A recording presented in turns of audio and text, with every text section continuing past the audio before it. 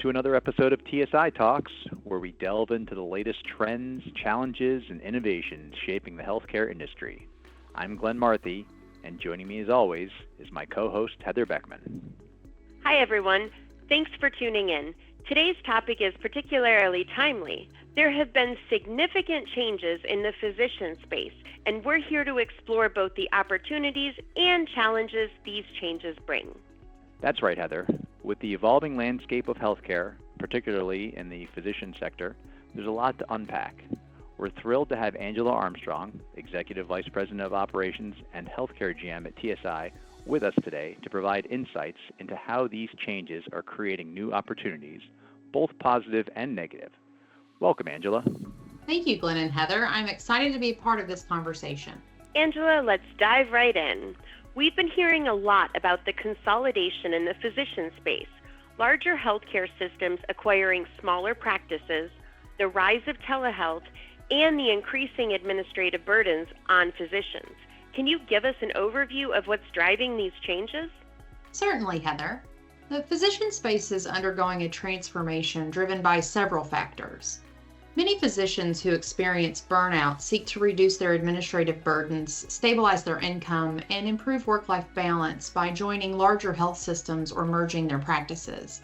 Consolidation is one of the biggest trends as larger health systems are acquiring independent practices to streamline operations and reduce costs. According to the American Medical Association, as of 2022, nearly 70% of physicians are now employed by hospitals or health systems, a significant increase from previous years. Telehealth is another trend that has exploded, especially post-pandemic, offering both opportunities and challenges in terms of access, quality, and logistics of patient care and reimbursement.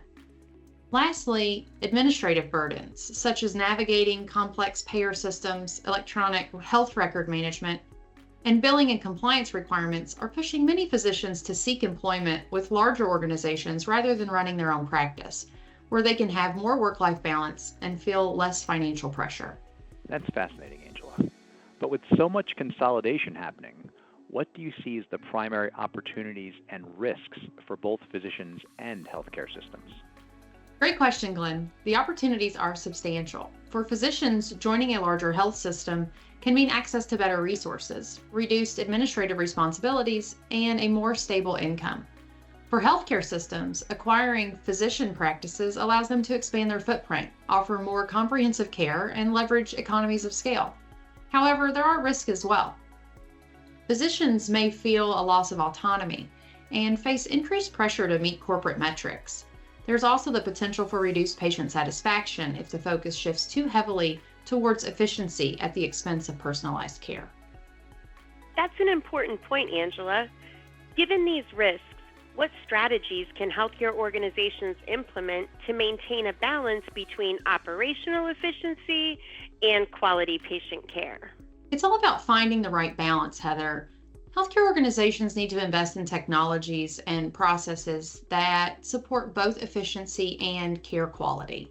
For example, implementing AI-powered solutions for administrative tasks can free up physicians' time, allowing them to focus more on patient care.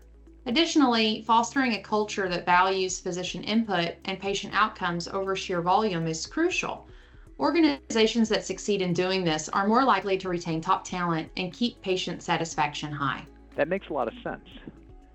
Speaking of technology, how do you see the role of telehealth evolving in this space? It's been a game changer, but what's next? Telehealth has indeed been a game changer, Glenn. It's here to stay, but its role is evolving. Initially, telehealth was primarily about convenience, allowing patients to consult with their physician from the comfort of their homes. Now we're seeing it integrated more deeply into the continuum of care with remote patient monitoring, AI-driven diagnostics, and virtual care teams. However, the challenge remains in reimbursement, as payers are still adjusting their models to fully embrace telehealth. According to a recent survey, nearly 50% of physicians reported concerns about the sustainability of telehealth due to inconsistent reimbursement policies. But those who can navigate these challenges will find telehealth to be a powerful tool for expanding access and improving patient outcomes. Angela, you've highlighted some key trends, but I'd love to hear your thoughts on the role of strategic partnerships. How can independent practices and health systems leverage partners to optimize processes and improve their financial performance? That's a critical area to consider, Heather.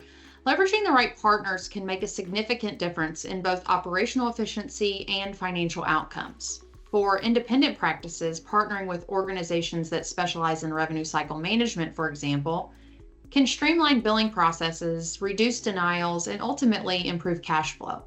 These partners bring expertise and technology that individual practices might not be able to afford or manage on their own. For larger health systems, strategic partnerships can extend to areas like telehealth implementation, patient experience management, and even back office operations. By working with partners who specialize in these areas, health systems can optimize their operations without stretching their internal resources too thin. This not only enhances operational efficiency, but also drives better financial performance. According to a 2023 study by Deloitte, healthcare organizations that strategically leverage partnerships saw a 15 to 20% improvement in their financial metrics, including reduced operational costs and increased patient revenues. That's impressive, Angela. It really underscores the importance of not trying to do everything in-house and instead focusing on building strong partnerships. It seems like a win-win situation for both independent practices and larger healthcare systems. Absolutely, Glenn. The key is to choose partners who align with your organizational goals and can provide the specialized services that support those goals. Whether it's improving patient care, reducing administrative burdens, or optimizing financial performance, the right partnerships can increase growth and future success. Angela, those insights are incredibly valuable.